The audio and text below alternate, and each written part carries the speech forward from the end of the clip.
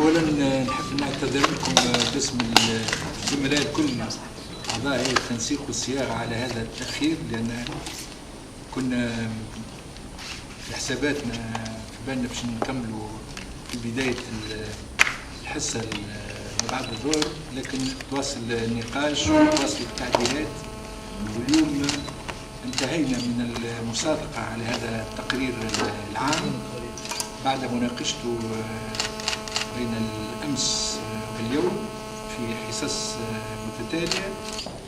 واليوم باش نقدموا إلى مكتب الضبط سيقع إيداع هذا التقرير صحبة النص تاع مشروع الدستور، مرفقا بمنتوج كل أعمال اللجان التأسيسية والتقارير التكميلية بتاعها، حيث أبدت الرأي في هذا المشروع.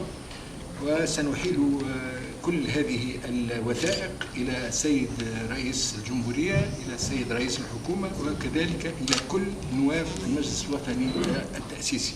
وبالطبع باش تحط في الموقع الإلكتروني بتاع المجلس، وباش تكون على ذمة كل وسائل الإعلام وكل المواطنين وكل من يريد يعني التعرف على هذه المحتويات.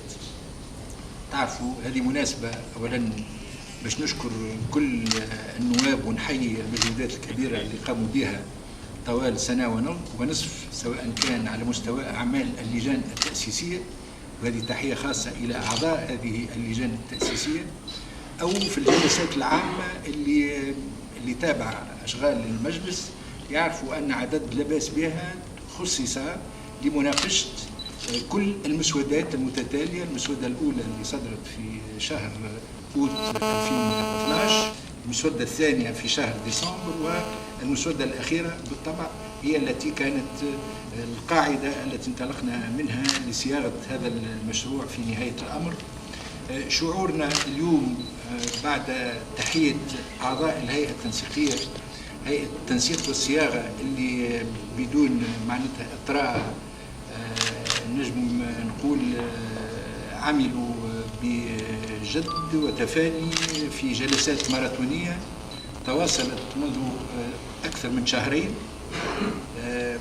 بين بعضنا بعض، في نقاش معمق، في جلسات كذلك استأنسنا خلالها برأي الأخصائيين.